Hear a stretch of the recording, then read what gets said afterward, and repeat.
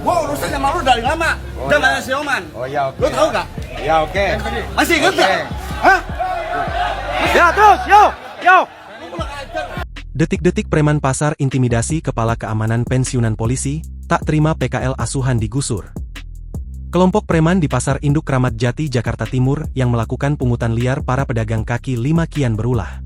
Tak hanya pungli, para pelaku bahkan berani mengancam dan mengintimidasi kepala keamanan di Pasar Induk Kramat Jati yang merupakan purnawirawan Polri.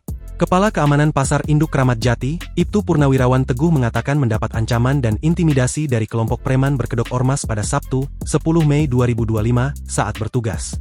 Saya lagi di pos pantau dekat loading sayur bersama dua personel security. Di situ ada yang menepuk saya dari belakang sambil bicara, "Kamu ngajak ribut saya, begitu?" kata Teguh, Rabu, 14 Mei 2025.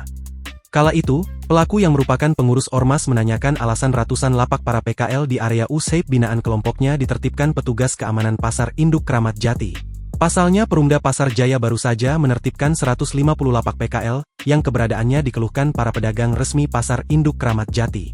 Para pedagang resmi yang membayar retribusi kepada Pemprov DKI Jakarta mengeluhkan keberadaan lapak PKL liar, karena mengganggu mobilitas pembeli masuk ke dalam los.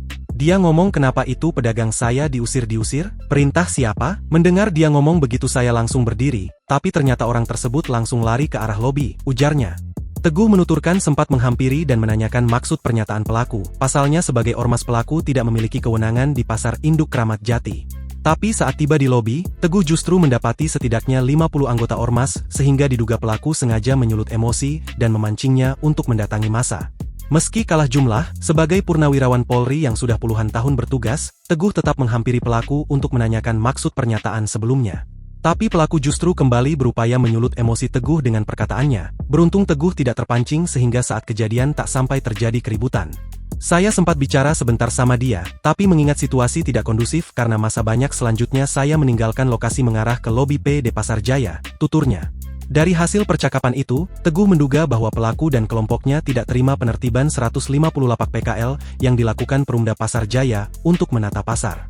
Pasalnya, para PKL mengaku mereka membayar upeti rutin per bulan sebesar 1 juta dan 20 ribu untuk iuran harian kepada kelompok preman berkedok ormas.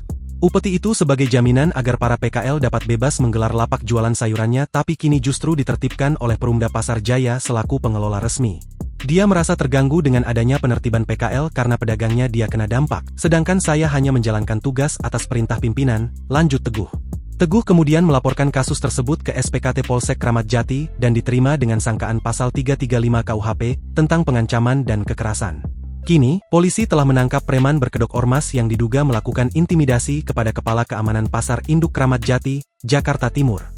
Sudah ditangkap oleh Ditreskrimum Polda ya, ucap Kapolres Metro Jakarta Timur, Kombes Nicholas Ari Lilipali, Rabu, 14 Mei 2025.